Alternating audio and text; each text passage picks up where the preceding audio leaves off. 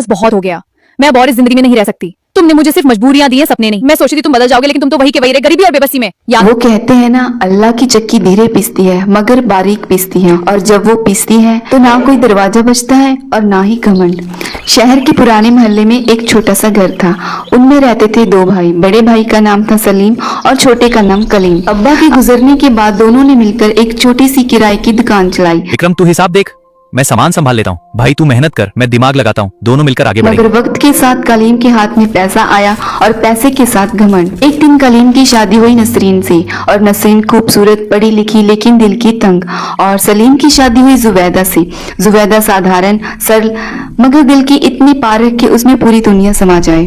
शुरुआत में सब कुछ ठीक रहा, मगर जब कलीम ने एक बड़े जमीन का सौदा किया और रातों रात अमीर हो गया, कलीम का नया बंगला बन गया। शहर के सबसे बड़े इलाके में मार्बल का फर्श, लोहे का चमकता गेट, और उस दरवाजे पर एक शाम सलीम आया। देखो, फिर आ गए तुम्हारे बड़े भाईजान। कलीम भाई, अस्सलाम वालेकुम। घर में जरूरत थी, सोचा तुमसे मिलते चले। भाई सीधे बताओ, पैसे चाहिए ना? नहीं कलीम, बस जुबैदा बीमार है, सोचा तुम कभी मिलने आते। कलीम, चाय ठंडी हो रही है। हाँ आ रहा हूँ। देखो भाई, हम लोग बिजी रहते हैं और तुम्हारी भाभी को पसंद नहीं के बस, अगर काम है तो बताओ, वरना कोई बात नहीं। कलीम, ख्याल रखना अपना, अल्लाह हाफिज। रात घर आकर सलीम ने जुबैदा को कुछ नहीं बताया, मगर जुबैदा ने देख लिया, उसकी आंखें भीगी हुई थी। क्या हुआ? कुछ नहीं, बस कलीम बहुत व्यस्त था। या अल्लाह, हमें सब्र दे और हमारे घर में बरकत दे। हम छोटे हैं मगर तू बड़ा है। कुछ महीनों बाद सलीम की हालत और खराब हो गई। दुकान डूब गई, घर का किराया बाकी था। मजबूरी में एक दिन सलीम कलीम के दफ्तर पहुंचा। कलीम की एक छोटी सी ट्रांसपोर्ट कंपनी थी। कलीम, मुझे कोई काम दे दो, कुछ भी। गाड़ी चलाऊंगा, हिसाब रखूंगा, गोदाम संभालूंगा। ठीक है, गोदाम में एक आदमी की जरूरत है, लेकिन देखो भाई, यहाँ कोई भाई भतीजावाद नहीं चलेगा। जो काम है वो पूरा करना होगा। तनख्वाह 8,000। ठीक है। जिस भाई के लिए उसने जवानी के सबसे कीमती साल लगाए, उसने उसे 8,000 में रख और लिया। कितनी तनख्वाह दी? 8,000। अल्लाह देखता है सलीम, हर एक चीज देखता है। तुम काम करो, हम दोनों मिलकर निकलेंगे। और अगले दिन सलीम ने काम शुरू किया गोदाम में, अपने ही छोटे भाई के। यार, ये तुम्हारे भाई यहाँ काम करते हैं, लोग क्या कहेंगे? थोड़ा अजीब नहीं लगता? तो क्या करूं, खुद आए थे काम मांगने। ऐसे भाई से तो अच्छा है कोई बेगाना नौकर रख लो। भाई एक बात बोलूं, तुम यहां सबके सामने काम करते हो, मुझे अच्छा नहीं लगता। मतलब यही सब। अच्छा, समझ गया। तुम्हें थोड़ा साइड में रहना चाहिए। बड़े ट्रकों के शहर से बाहर वाला गोदाम संभालो, वहां कम लोग होंगे। या अल्लाह, मुझे इतनी ताकत दे कि मैं किसी के सामने हाथ न फैलाऊं। मुझे अपने पैरों पर खड़ा कर दे, बस एक बार। शहर के बाहर उस गोदाम में काम करते हुए सलीम को एक बात पता चली। पास की एक जमीन बहुत सस्ती मिल रही थी, बूढ़े चाचा बेच रहे थे। सलीम ने जुबैदा से बात की।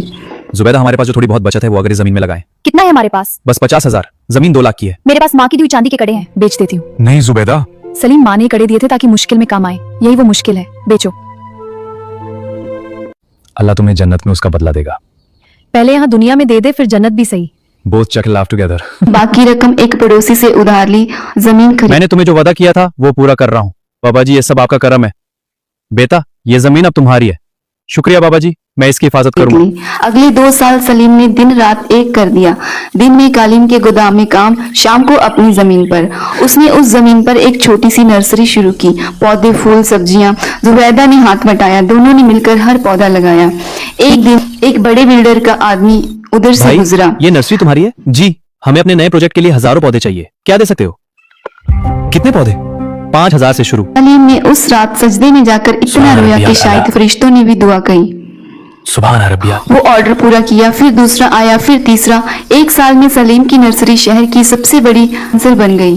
कलीम के यहाँ की नौकरी उसने खुद छोड़ी। क्यों छोड़ रहे हो? अब मुझे मेरे अपने गोदाम को वक्त देना है। समझ गया।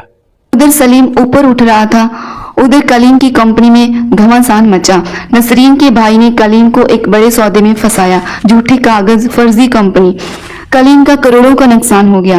बैंक का लोन चढ़ा, बंगला गिरवी हो गया। नसरीन जो कभी कहती थी ऐसे भाई से तो बेगाना नौकर अच्छा, वो मायके चली गई। जाते मुझे जाते नहीं पता था बोली, तुम इतने नाकाम निकलोगे। नसरीन, तुम गलत समझ रही हो। गलत तुमने सब बर्बाद कर दिया। मैं सुधार सकता हूँ, मौका दो। अब बहुत हो गया। कालीम अकेला रह गया, खाली घर, खाली हाथ और खाली दिल। उस रात कालीम बहुत देर तक उस पुराने मोहल्ले के सामने खड़ा रहा। यहाँ दोनों बचपन में खेले थे। आंखों में आंसू थे। उसे याद आया सलीम का वो चेहरा जब वो पहली बार दरवाजे पर आया था। मैं क्या था और क्या कर दिया। अगले हफ्ते सलीम के नए घर का दरवाजा खुला, आ सामने जाओ कालीम खड़ा था। भाई मैंने अंदर आओ पहले। मैंने तुम्हारे साथ जो किया मैं जानता हूं, मैं माफी का हकदार नहीं हूं। तुम्हें नौकर की तरह रखा, तुम्हें अपने दोस्तों के सामने देख मुझे शर्म आती थी और नसरीन ने उसने। कलीम मेरा नाम भाई है और भाई कभी हिसाब नहीं करते। मैं इस लायक नहीं हूं। देखो कलीम, अल्लाह ने तुम्हें सजा दी, वो तुम्हारा और मेरा दोनों का रब है। उसने हिसाब बराबर कर दिया, मेरा कोई गिला नहीं। अल्लाहु अकबर, अल्लाहु अकबर, अल्लाहु अकबर, अशहदु अल्ला इलाहा इल्लल्लाह। चलो नमाज पढ़ते हैं दोनों साथ। सलीम ने कालीम को अपनी नर्सरी में काम दिया, इस बार बराबरी के साथ, पार्टनर की तरह। भाई लोग क्या कहेंगे, जिसका कभी बंगला था वो अब। कलीम लोग वो देखते हैं जो दिखता है, अल्लाह वो देखता है जो होता है। आज हम साथ हैं, यही काफी है। जुबैदा ने कलीम के लिए रोज खाना बनाया जैसे अपने परिवार के लिए बनाती थी। एक दिन कलीम ने जुबैदा से कहा, तुम जानती थी ना कि मैंने और नसरीन ने आपके साथ क्या किया, फिर भी आपने। कलीम मियां मुझे पता है, लेकिन नफरत रखना बहुत भारी काम है। मेरे पास इतनी ताकत नहीं थी। कलीम को समझ आया यही औरत वो ताकत थी जिसने सलीम को टूटने नहीं दिया। भाई तुमने मुझे माफ कैसे किया इतनी जल्दी। जल्दी नहीं था कलीम, मैं उन रातों को याद करता हूँ जब मैं सजदे में रोता था। उन रातों में मैंने अल्लाह से मांगा था कि मुझे ताकत दे। 3 साल बाद सलीम और कलीम की कंपनी ग्रीन ब्रदर्स नर्सरी शहर की नहीं पूरे राज्य की सबसे बड़ी नर्सरी बन चुकी थी।